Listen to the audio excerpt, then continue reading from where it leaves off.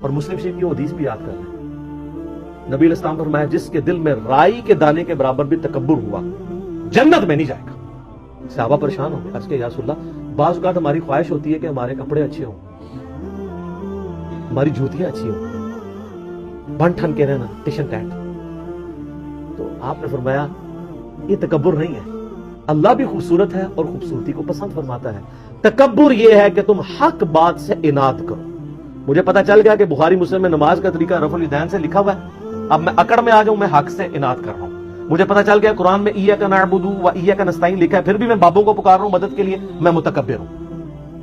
حق بات سے اناد کرو، یہ ہے تکبر، اور دوسروں کو حقیر جانا۔ آپ مہنگے کپڑے ضرور پہنیں لیکن کسی کم درجے کے کپڑے پہننے والوں سے نفرت نہ کریں۔ اسی لیے دیکھیں آپ کو اسلام نے کتنا پابند کیا ہے۔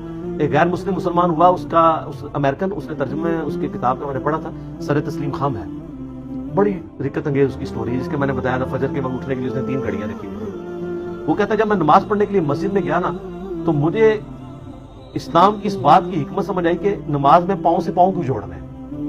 وہ کہتا ہے میں چٹی چمڑی، میرے ساتھ ایک کالا حبشی آ کے کھڑا ہو گیا، میرے دل میں ایک چیز آئی، جب بندہ رکوع میں جاتا ہے کالے اور سفید پاؤں تو بندے کو تھوڑی سی نفرت گھن آتی ہے نا۔ تو کہتا ہے مجھے رکوع میں جا کے حکمت سمجھ آئی کہ اسلام نے میرا تکبر توڑا ہے، کہ اللہ کی بارگاہ میں پہنچ کے سب برابر ہیں، ایک ہی صف میں کھڑے ہو کے محمود و یاس۔ لیکن آپ کے یہاں پہ عاشقان رسول کو اس سنت کا ہی نہیں پتا، ایون آپ پاؤں ملا لیں تو وہ 2 فٹ دور کھڑے ہو جاتے ہیں آپ سے۔ صحیح بخاری میں 725 نمبر حدیث ہے، یلزقو کے الفاظ ہیں کہ نبی علیہ السلام جب صف سیدھی کراتے ہیں ہمارا پاؤں سے جڑ جاتا، لیکن وہ اہل حدیث والا بھی نہ جوڑے، وہ اتنی زور سے جوڑتے ہیں کہ پاؤں میں درد نکل آتی ہے، جسٹ جوڑنا ہے بس، آپ کا ایک پاؤں سے پاؤں مل جائے کہ بیچ میں شیطان داخل نہ ہو، جو بخاری میں آتا ہے۔ تو سنتوں کی کتنی حکمت ہے، ان سے محبت کریں تو اللہ خوبصورت ہے اور خوبصورتی کو پسند کرتا ہے۔ لیکن یہ ٹشن ٹیٹ آپ ضرور رہیں، لیکن ٹشن ٹیٹ وہ رہیں جو نبی علیہ السلام چاہتے ہیں، اپنی مرضی کا ٹشن ٹیٹ نہیں۔ وہ ایک بڑی پیاری حدیث ہے، آپ سنیں گے جھوم اٹھیں گے۔ وہ حدیث ہے جی سنن ابی داؤد کے اندر، مسند امام احمد کے اندر، المستدرک الحاکم میں ہے۔ ایک صحابی تھے، ان کا نام تھا، بڑے بار ہوتا ہے سر، یہی وہابی میں اور صحابی میں فرق ہے، یہی بابی اور صحابی میں فرق ہے۔ آپ بابوں کے پیچھے چلتے ہیں، صحابہ کرام نبی علیہ السلام کے فرمان کے پیچھے چلتے ہیں۔ آپ کی مسلمان عورت کو مرتے دم تک پردے کی اہمیت سمجھانی پڑتی ہے۔ صحابیات کو ایک دفعہ پتہ چلتی تھی، وہ کہتی تھی لبیک یا رسول اللہ، یا رسول اللہ حاضر ہے جو آپ نے کہا، سمعنا واطعنا۔ تو حضرت خریم نے اس طرح لیا اور اپنے بال جو ہیں وہ کانوں کی لو تک کر دیے۔ بالوں سے کتنی نوجوانوں کو محبت ہوتی ہے، اور اپنی تہمت ٹخنوں سے اوپر کر کے آدھی پنڈلی تک لے گئے۔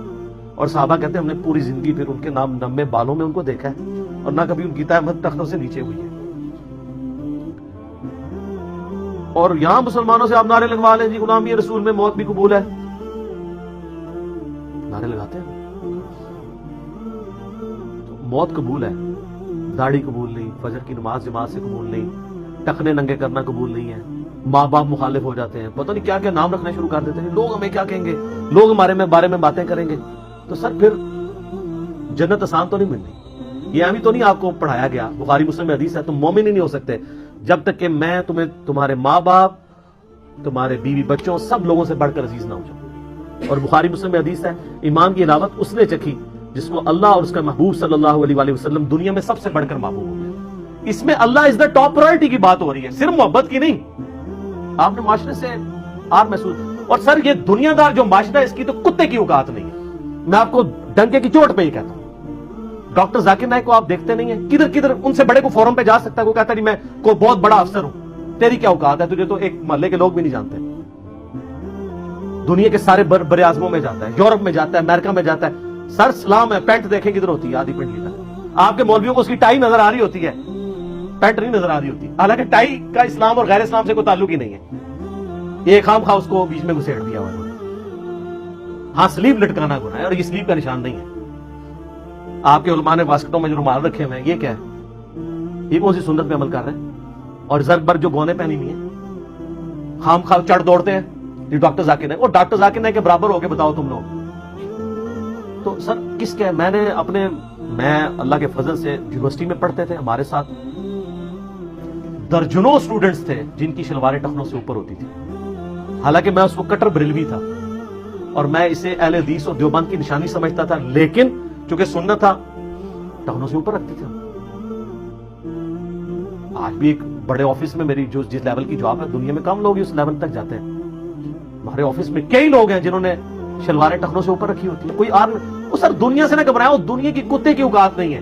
میں آپ کو صحیح بتا رہا ہوں، یہ آپ اپنے ذہن سے سوچ رہے ہوتے ہیں.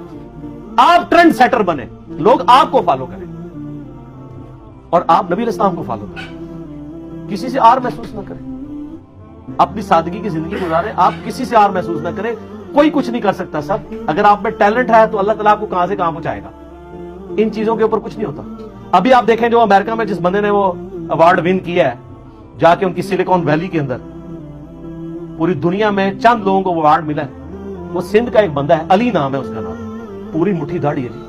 اس بندے نے جو سافٹ ویئر ڈیزائن کی ہیں، یہ پاکستان میں یہ ایشو تھا نا کہ وہ 60-70 ہزار مرغیاں جو ہے ایک دن میں مر جاتی تھی. تو اس نے اس کی کنٹرول انوائرمنٹ بنائی ہے کہ بیماری آنے سے پہلے آئیڈیا ہو جائے.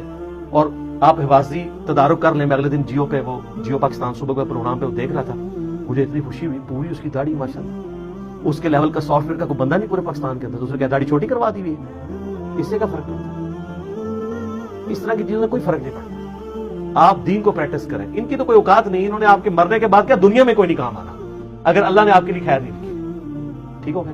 اللہ تعالیٰ سے دعا ہے جو حق بات میں نے کہی، اللہ تعالیٰ ہمارے دلوں پہ راسخ فرمائے. اگر جذبات میں میرے منہ سے کوئی غلط بات نکل گئی تو اللہ تعالیٰ ہمارے دلوں ہی سے معاف کر دے.